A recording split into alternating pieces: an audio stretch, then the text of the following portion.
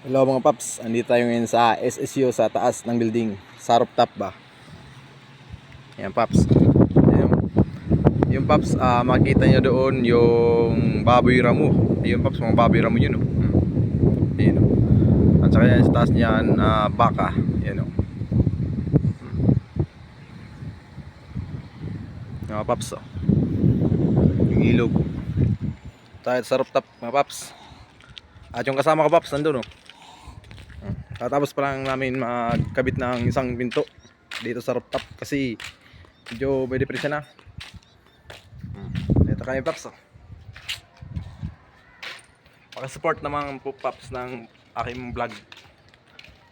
Ito paps yung mga estudyante paps. Ayun sila mga paps.